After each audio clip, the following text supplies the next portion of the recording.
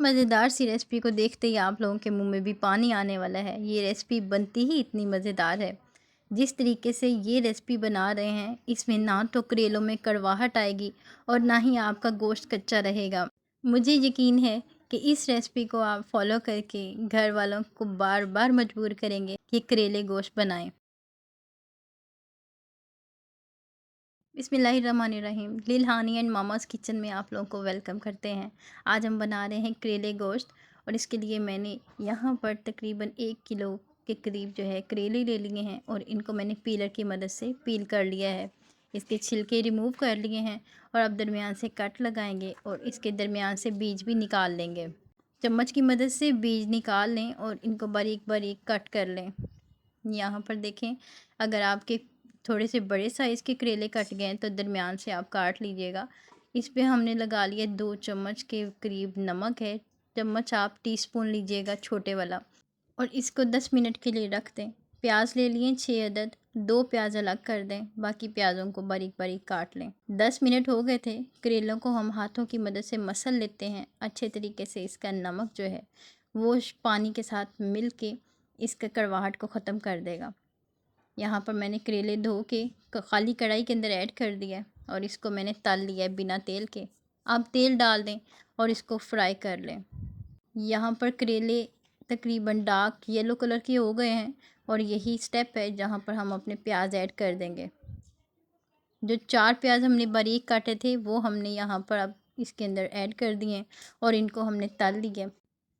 यहाँ पे अच्छे तरीके से फ्राई कर लीजिएगा और फ्राई यहाँ पर हमारे प्याज और करेले हो गए हैं तो मैंने इसे प्लेट में निकाल लिया है। अब हमने सेकंड स्टेप स्टार्ट किया है। उसके लिए मैंने उसी घी के अंदर जो 2 प्याज मैंने साइड पे रखे थे उनको बारीक काट के वो भी ऐड कर दिया है। ये ब्राउन हो गए तो इसके अंदर मैंने साथ ही डाल दिया है लहसुन अदरक का पेस्ट। प्याज ज़्यादा डार्क ब्राउन ना करिएगा, बस लाइट सा गोल्डन कलर आने पे इसके अंदर जो है आपने लहसुन अदरक पेस्ट डाल देना है। लहसुन अदरक की खुशबू आने लगी तो साथ ही धुला हुआ चिकन ऐड कर दें।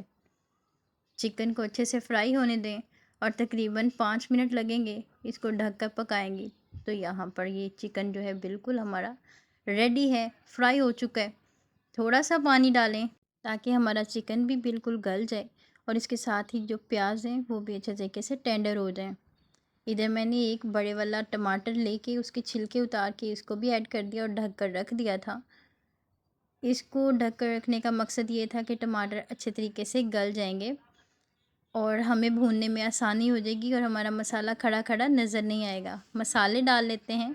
नमक लिया है, रेड चिली पाउडर है, हल्दी पाउडर है, धनिया पाउडर है और इसको मिक्स कर लें अच्छे तरीके से। इनको भी भून लीजिए, भूनते जाइए और तकरीबन 3 से 4 मिनट लगेंगे इसे भूनते हुए।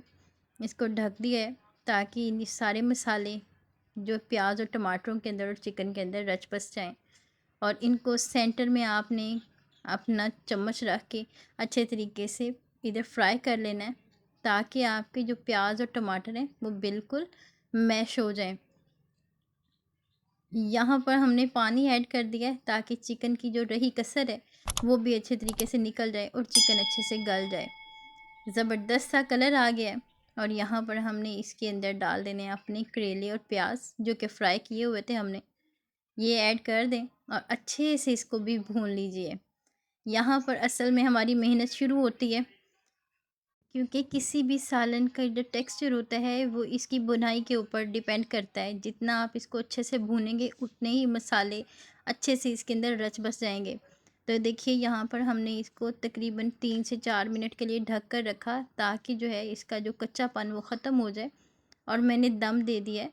दम देने के बाद इसको हमने हल्का सा खुश्क धनिया ऐड कर दिया है। सब्ज़ धनिया जो खुश्क करके रखते हैं वो ऐड करें और ज़बरदस्त से आपकी करेले चिकन रेडी हैं। देखें कितना आसान ये जो है सालन बनकर रेडी हो जाता है। आप एक दफ़ा ज़रूर ट्राई करिएगा और अगर आपको ये रेसिपी पसंद आए तो मुझे सब्सक्राइब ज़रूर कीजिएगा और कमेंट बॉक्स में बताइएगा कि आपको इस रेसिपी को फॉलो करके करेले और गोश्त बनाना कैसा लगा। इंशाल्लाह ताला बहुत ही ज़बरदस्त लगेगा। देखें, इसको चपाती या नान के साथ सर्व करें और मज़ेदार से करेले गोश्त को एंजॉय करें।